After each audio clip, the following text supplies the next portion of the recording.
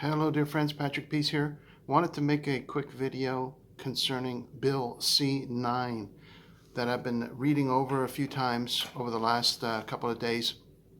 Recently, the Evangelical Fellowship of Canada wrote a letter to the Prime Minister concerning the bill, and I gave it a bit of a bad review. I kind of was a little too harsh on the EFC because since then I have seen their attached brief that goes with the letter. The letter I thought was crap, but and I made a video about that recently to express my dislike and disdain.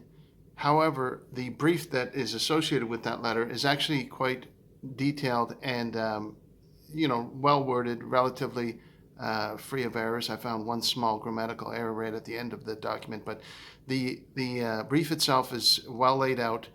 Very lucid, and is referencing previous court cases and so on. So it is a good brief to check out, and maybe I can include a link to that in the description below this video so that you can check out that brief as well. It's well written and does address the concerns of Christians in Canada. However, that being said, the main focus that seems to be people being made aware of and worried about, and of course the EFC is extremely worried about, is the removal of section 319 3.2 from the criminal code, which talks about a defense of a person speaking in good faith from a religious perspective about specific topics that some people are saying is proposed to be excluded as a protection against any type of hate crime in Bill C-9. I haven't seen any evidence for that, but apparently that has been discussed and brought up. But as the current bill sits, that protection remains in the bill. And it wouldn't surprise me if the government would say either to remove it at the last minute or to include it and say that they're on the side of Christians and saying that they're doing us a big favor. However, I do believe that that particular clause, which is so far included in the bill, which is a valuable protection for Christians and people of other religions as well. I believe that may be a red herring because I think there are more important aspects of this bill that should be focused on. 4 key points that I should bring to your attention. The first being that the removal of the Attorney General, number 1, the removal of the Attorney General as a person that needs to approve any type of charges that are brought up with respect to this bill. So they're removing a single point of failure, a single individual, and who in fact is supposed to be the highest law of the land in Canada and is also supposed to be a representative of the royal family in England, the King of England, as the final say, and acting on his behalf. I believe that's Mary Simon at this point in time. And that's point number 1. They're removing that, and that's important because now the authority goes to the state. The legal courts, which are appointed judges by the Liberal Party, and so on. And that goes along with the progression of the incumbent political party in Canada moving towards full-scale communism, full-scale authoritarianism, and totalitarian government.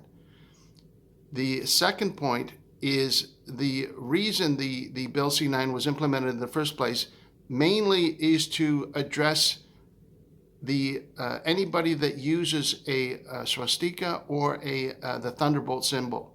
This is the crux of the bill, saying that if you have these symbols, this is a hate crime, you can be persecuted. That's point number 2. Very important that they are associating this symbol with hate, and I'll mention why this is important to increase government power in a second. The third point is the idea of the increase in the terms of penalties. Previously, a hate crime in Canada was punishable by 2 years in prison. Now it's up to life in prison. Get it? Life in prison. Imagine. So that's something to consider and be aware of. And the fourth point is the change in the definition of hatred. Previously, in the Criminal Code 319, hatred is just mentioned as hatred. But in the Bill C-9, hatred is defined as anything that that involves detestation or vilification and goes beyond simply dislike or disdain. So if you dislike or disdain something, that's okay. But if you detest or vilify something, that could be considered a hate crime. Of course, it would be applicable to specific circumstances. But that's the fourth point that's important to consider, the difference between the definition of hate that has been introduced. So number one, again, they're getting rid of the Attorney General being a final say on this bill. Number two, the bill itself is intended to address anybody that displays a swastika or a thunderbolt symbol, any type of Nazi symbol in a public place, a visible place, is guilty of breaking the hate crime bill and would be subject to imprisonment. The third point, imprisonment expanded from 2 years up to life in prison. And this is something important to consider, because if you remember, when they had that freedom convoy, if you recall, there was a government agent that went out into the crowd carrying a sign with a swastika on it. And that was done intentionally so that the government could say, look there's Nazis in the crowd. Now, if you saw any coverage of the actual freedom convoy back in 2021, or if you happened to be there yourself, you would know that that was a peaceful assembly. They were giving out free hot dogs. People were having chats with each other in the street, like a big community block party. There was activities for kids. There was no violence on behalf of the protesters. They were meeting, encouraging each other. All the signs that were plastered up along Parliament Hill were all talking about their particular grievances. They didn't want lockdowns. They wanted to be able to go back to work. They didn't want to have to wear masks and so on and so forth. It was a very peaceful protest, no doubt about that. But you see what the government did. They put in an individual, and whether it was a specific department of the government or maybe it was a specific individual, whoever it was, they were not associated with the Freedom Convoy in no way, shape, or form. Impossible. This individual went out into the crowd, got photographed for the media, and then disappeared again. And people weren't able to track down who it was or where that person came from or why they were there. But now you see what the government has.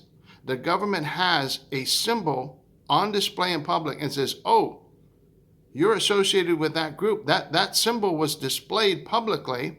Therefore, you're guilty of a hate crime. Guilty by association. Do you see that? Now, of course, you'll have some protections. If you didn't do it yourself individually, you could argue, and if you had a good lawyer and willing to spend a few $100,000 to combat these charges to the government, you'd probably get convicted anyway, because the government is corrupt and the judicial system in Canada is corrupt. But the fact of the matter is to be aware that this is the teeth of that bill. They're going to use that, and how easy it would be for the government to have somebody come up behind you with a piece of tape and a piece of paper and slap that on your back and take a picture of you. I know I'm exaggerating. I know it's hyperbole, but think about it. Somebody slaps that on your back, they take a picture of you, you're facing the possibility of life in prison. That's what the government wants to do. This idea of having a religious exemption, to me, that's a bit of a red herring. It's a non-issue. Government doesn't care about that. The government wants to have the power to enforce this bill, firstly, by getting rid of the approval of the Attorney General. They want to make it simple, very simple. Of course, it's in the interest of the Jewish community to protect themselves against that type of hate, which is horrible, of course. And we don't want to have that hate symbol anywhere in Canada. Hopefully, nobody's evil enough to promote that symbol or put it on themselves. If you ever see anybody with a tattoo of that symbol on themselves, you know you're dealing with a person that's full of hate, or a pretty evil person of some kind. That's twisted, right? So any type of display of that symbol, of course, is a hate crime. However, think about the motivation of the government. Why this kills two birds with one stone. It satisfies the requests from that community to protect against that, which is an honorable thing to do and a good reason to have rules against that. However, it also serves the government purpose. If there ever is a protest that they don't like, All they have to do is insert that symbol somewhere into that protest, photograph it, and that's it. That protest is done. That's the overreach. That's the government totalitarianism creeping in, authoritarianism creeping in. They are not stupid. They know what they're doing. And the EFC, I'm guessing they're an extension of the state. I was a little harsh on them. Maybe I was a little too harsh, but I don't trust them as far as I can throw them. And they're letting Christians know that this is a big deal to have this religious exemption. And the religious exemption is still there. They haven't taken it out for people discussing a topic of importance, and it has nothing to do with displaying a symbol anyway. Somebody that's talking about a religious subject is not going to display that symbol in their PowerPoint presentation. That wouldn't make any sense at all. And so that would never be an issue for the main purpose of the bill. The main purpose of the bill is to put into law the fact that anybody that displays those Nazi symbols is guilty of a hate crime, is subject to imprisonment for up to life in prison, and that's it. The definition is not even important then, right? And have fun trying to differentiate between detestation and vilification and disdain or dislike. Have fun trying to, you could have two lawyers chase each other's tails for years to try and determine the difference between those two definitions of hate. But that's, again, a red herring. That's a rabbit hole, right? That's not important to the government. The government purpose is to have an easy way to vilify somebody by inserting that symbol somewhere, attaching it to an individual or a group, and bringing the heaviest weight of the law down upon them. Yeah, it happens to protect a specific group of people, and thank God for that. That's necessary. However, those are the important things that we should be aware of in this bill, that this is what the government is doing, increasing its strength over the population. They have other online harms bills, which are very good to protect children against being taken advantage of and all kinds of horrible things that are done to children. That's very valuable. But don't forget, what they're also doing in those bills is creating another layer of bureaucracy, an ombudsman, a department of online harms protection, access to people's internet, access to all the data from any internet provider within Canada, or whatever they can access. This increases government power, government control, so on and so forth, so they can, increase their power over the population. And so something to consider. These are not things that libertarians would be in favor of, for example, that really want to have less government.